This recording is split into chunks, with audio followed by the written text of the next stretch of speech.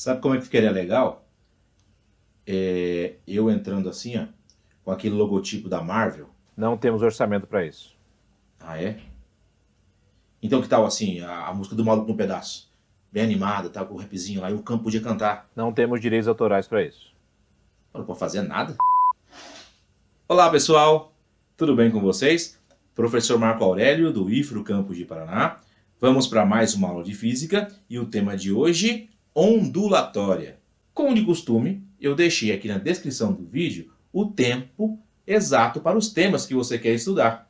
Não precisa você assistir o vídeo todo de uma vez. Você pode ir fazendo por partes, beleza? Então vamos para a aula? Vamos lá!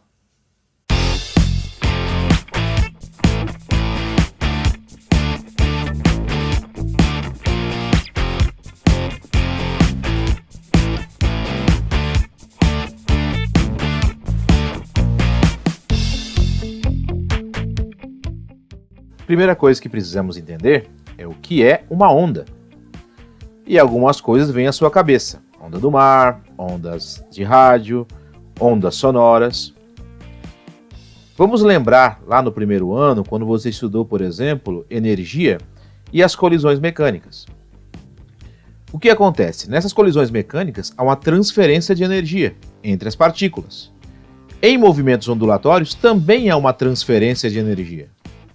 Portanto, a onda é toda perturbação que se propaga, transportando em seu deslocamento apenas energia e quantidade de movimento. A onda não transporta matéria. Então, tudo aquilo que você acha que é onda, transportando matéria, etc., então já saiba que há uma definição física para isso. A onda só transporta energia e quantidade de movimento. Exemplo. Você já viu nos estádios de futebol aquela coreografia chamada ola? Geralmente, um grupo de torcedores se levanta, sendo seguido por outro grupo, assim que esse movimento chega até eles. Você vai notar que o interessante é que ela se propaga pela multidão sem transportar matéria, porque nenhuma pessoa muda de lugar, apenas levanta ou senta à medida que essa coreografia vai passando por eles. E o navio no alto mar, por exemplo? Imagine o seguinte, um veleiro que está ali ancorado e não está sendo impulsionado pelas velas, não tem vento impulsionando as velas. Quando a onda passa por ele, o navio sobe e desce, mas não se desloca da sua posição inicial. Outros exemplos que eu tenho é chamado efeito dominó. Já viram isso? Olha só, é bem interessante. Um bloquinho bate no outro, que bate no outro, que bate no outro. Não é à toa que se chama efeito dominó.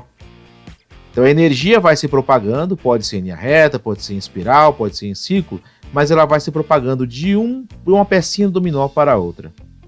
Imagine um lago com água bem tranquila e tem uma folha pingando água, pode ter chovido, e começa a escorrer e pingando água dessa folhinha na superfície do lago. Vai proporcionando aí, vai criando essa perturbação na superfície do lago. Isso são ondas sendo formadas. As ondas podem ser classificadas como ondas mecânicas, elas precisam de um meio material para se propagar. Aí, como exemplo, as ondas sonoras, seja batendo palmas, seja tocando um violão ou um diapasão, esse instrumentozinho, esse garfo que está sendo usado nesse experimento para vibrar a água. Ou seja, a onda mecânica sempre precisa de um meio material para se propagar. É por isso que o som não se propaga no vácuo, porque precisa de um meio material para isso. As ondas eletromagnéticas, por sua vez, não precisam de um meio material para se propagar. Elas podem se propagar no vácuo. Então, as radiofrequências, raio-x ou até a luz também é um tipo de onda eletromagnética. Já já falaremos sobre elas. Quanto ao tipo de onda, temos as ondas transversais. Notem, o atleta está vibrando aquelas cordas. Nota que a corda vai para cima e para baixo e também para frente e para trás. Então, praticamente, essas ondas estão se propagando em 3 dimensões, mais ou menos assim. Então, as partículas do meio vibram na direção transversal, ou seja, perpendicular à direção de propagação. Uma onda eletromagnética é sempre transversal.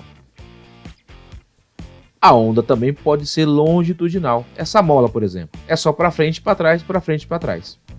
As partículas do meio vibram na mesma direção da propagação. É o caso das ondas sonoras. A comparação, onda transversal, como as eletromagnéticas, para cima e para baixo, para frente e para trás, enquanto a longitudinal, como a onda sonora, apenas para frente e para trás. Representação geométrica de uma onda. Olha, esse não é o formato de uma onda, é a representação geométrica, certo? Assim que a gente observa a energia de uma onda. Vamos dar nome a alguns pontos. O ponto mais alto é chamado crista, e os pontos mais baixos chamados vales. Essa espécie de altura ou profundidade em relação à onda é chamada de amplitude, certo? Ela tem a mesma altura, tanto na crista quanto no vale, já que essa nossa onda é chamada periódica, ou seja, ela acontece no mesmo intervalo de tempo. Essa amplitude está diretamente ligada à intensidade da onda, à sua energia. Ou seja, quanto maior a amplitude, maior a quantidade de energia transportada por essa onda. Um pouquinho complexo de entender é o que é o lambda. Essa letra grega estranha que está aparecendo para vocês chama-se comprimento de onda. O comprimento de onda é a distância entre os inícios de duas cristas ou dois vales consecutivos. É o quê? Então vamos simplificar para vocês entenderem isso daí. Imagine, está vendo aquela bolinha azul que está no gráfico? Eu vou mostrar um movimento dessa bolinha. Imagine que a onda se propague assim. Ela faz uma crista, faz um vale e volta para aquela posição. Se você notar, a posição inicial e a final da bolinha está no mesmo nível. Eu posicionei a bolinha partindo desse ponto chamado ponto de equilíbrio. Então ela fez a crista e um vale e voltou para a mesma posição. Isso se chama um comprimento de onda. Mas só isso? Não. Se a bolinha já tivesse começado lá em cima, lá na crista, olha, ela faria um vale, subiria e fazia uma crista. Coincidentemente, quando ela faz a crista, ela também faz um comprimento de onda, porque ela percorre uma crista e um vale. Nesse caso específico, um vale e uma crista. E se ela nasce lá no vale, mesma coisa. Ela fez uma crista, desceu, fez um vale. E exatamente voltou para a posição, no mesmo nível de onde saiu. Isso também é chamado de um comprimento de onda. E se eu comparo os três, vocês vão notar que exatamente todos são no mesmo tamanho, certo? Então esse é um jeito fácil de você entender o que é um comprimento de onda, um pouco diferente aí da definição que está um pouquinho mais difícil. O que vem a ser um período? É um tempo que uma onda demora para realizar uma oscilação completa. O período pode ser encontrado pela equação de ΔT sobre N, onde ΔT é o intervalo de tempo e N é o número de oscilações. Esse período é medido em segundos conforme o sistema internacional. Já a frequência é o número de oscilações por segundo e ela é medida em Hertz em homenagem a um físico alemão chamado Hertz. Você note que ela é o inverso do período. Ela é o número de oscilações por intervalo de tempo.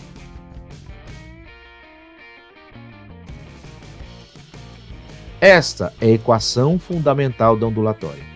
Velocidade é igual ao comprimento de onda vezes a frequência. Essa velocidade medida em metros por segundo, esse comprimento de onda medido em metros e essa frequência medida em hertz. Essa equação demonstra matematicamente que a frequência e o comprimento de onda são inversamente proporcionais. Se você fizer a matemática básica passando ou o comprimento de onda ou a frequência para o outro membro dividindo o V, você vai notar que eles são inversamente proporcionais. Quanto maior a frequência, menor o comprimento de onda e vice-versa. Lembra que eu falei das ondas eletromagnéticas? Então, vamos descrever rapidamente o que é o espectro eletromagnético. Aí nós temos todas as ondas eletromagnéticas conhecidas representadas nesse esquema. Comecemos por uma frequência relativamente baixa, que são as chamadas radiofrequências, indo até os micro-ondas, exatamente, tipo aquele que tem na casa de vocês para esquentar comida, ele vibra as moléculas de água. Por que chama de micro-ondas? Porque está exatamente no comprimento de onda de micrômetros. Na sequência, infravermelho, como o dos controles remotos das TVs. Olha, de tudo isso, a gente só enxerga esse pequeno intervalinho ali, chamado luz visível. Todo o restante desse espectro eletromagnético a gente não enxerga, a gente não consegue ver, o ser humano não vê. Na sequência temos ultravioleta, como por exemplo a luz solar que emite. Depois temos raio-x e raios gama. A partir do ultravioleta temos o que chamamos de radiação ionizante. a intensidade ou a exposição pode sim causar problemas para o ser humano e para outros animais. Fenômenos ondulatórios, o primeiro deles é a chamada reflexão. Uma onda vai atingir um obstáculo, que nós chamamos de anteparo, que está separando dois meios, e retorna total ou parcialmente para o meio de propagação. Por exemplo, reflexão da luz, quando você vê o reflexo no espelho, ou a reflexão sonora, quando você ouve o eco, ou também a chamada reverberação. A lei da reflexão é interessante. O ângulo de incidência é igual ao ângulo de reflexão. Então, se eu tenho uma superfície, e essa superfície ela está sofrendo a ação de uma onda, está recebendo uma onda, vamos fazer uma linha perpendicular à superfície e vamos pensar, ó, ali está o chamado ângulo de incidência e ali o ângulo de reflexão. Esses ângulos são idênticos. E isso tem uma consequência interessante se eu falar, por exemplo, em ondas sonoras. Ó. A onda bate no anteparo e retorna sempre com a mesma angulação. Refração. Já a refração é a passagem de uma onda de um meio para outro. A velocidade sofre alteração, mas a frequência não se altera. Por exemplo, imagine um copo com água e você coloca um lápis dentro. Dependendo do ângulo que você olha, vai parecer que o lápis está mais gordo, ou que está torto, ou que está quebrado.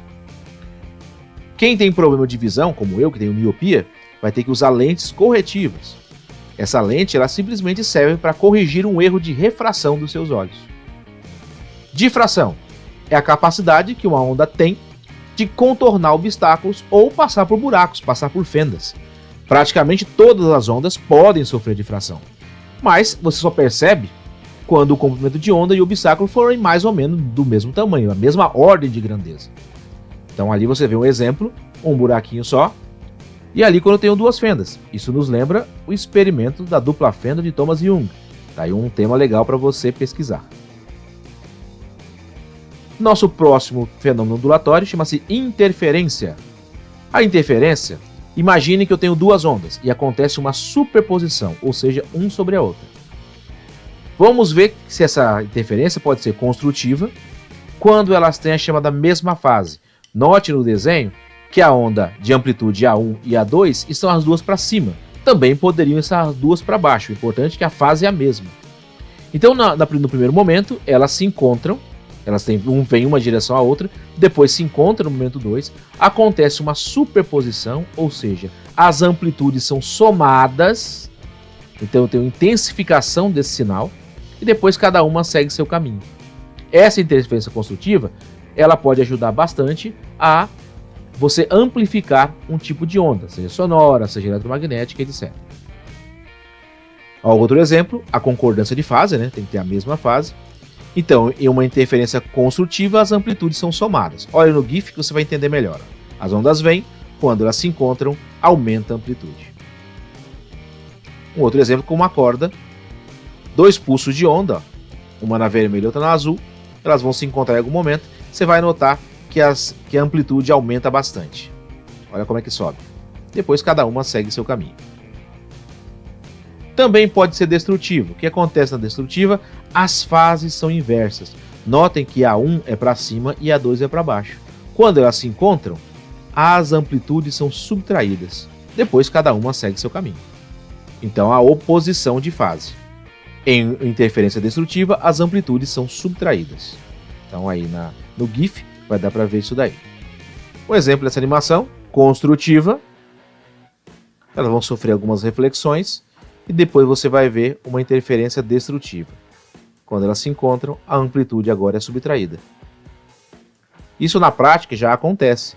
Existem fones de ouvido, por exemplo, que trabalham com interferência destrutiva. Então eles eliminam os ruídos externos e ajudam a pessoa a ter uma experiência melhor quando estiver ouvindo sua música favorita.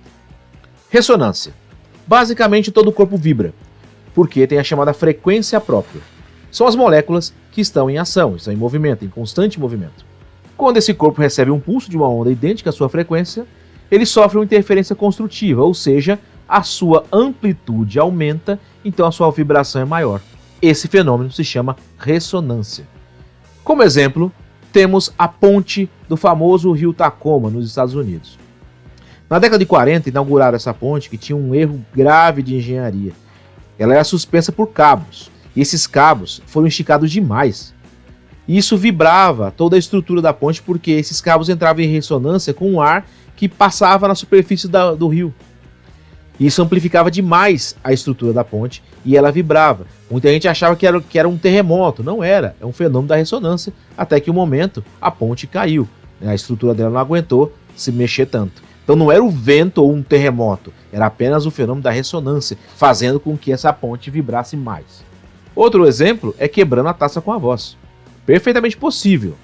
Basta que a pessoa que está gritando, que a voz dessa pessoa tenha a mesma frequência de ressonância da taça e que a intensidade seja forte o suficiente para comprometer a integridade da taça de cristal. E aí temos a polarização. O fenômeno que ocorre em uma onda transversal e depende de um instrumento chamado polarizador. Ele permite que essa onda vibre em apenas uma direção. Então, basicamente, funcionaria como se fosse um filtro. Então, imagine que eu tenho ali uma onda transversal e aí eu aplico um filtro chamado polarizador e ele não deixa que ondas que tenham uma vibração em outra direção passe por ele. Então, por exemplo, ali está a onda tridimensional. Eu coloco, por exemplo, um filtro que seja horizontal, ele só deixa passar as ondas horizontais, enquanto as verticais ficam retidas. Basicamente assim. Então imagina só, eu tenho ali a luz não polarizada, ela passa por um cristal polarizador vertical, então só passa a luz na vertical. E o interessante é que se no final eu colocar um cristal polarizador horizontal, aí não passa nada, né? Aí, por exemplo, você faz isso num óculos, você não enxerga nada do outro lado. Para você ter uma ideia, isso foi até utilizado por espiões, né?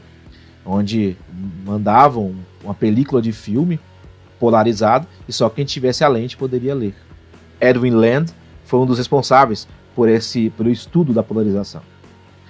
Algumas empresas de óculos prometem que seus óculos são perfeitamente polarizadores, né? Então, por exemplo, está aí uma publicidade de uma empresa de óculos.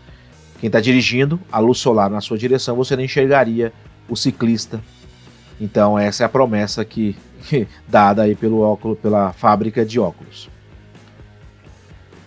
E também no filme 3D, o processo é de polarização. A ideia de profundidade que é dada no 3D é por causa das lentes polarizadas dos óculos. Para finalizar, um pouco de humor para vocês. Esse aqui é uma propaganda da Arno, né? Ela tinha uma linha chamada Perfect Mix.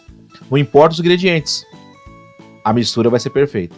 Então note que a criança, ela puxou só o que tinha de bom da mãe, os belos olhos, e do pai, o cabelo cacheado.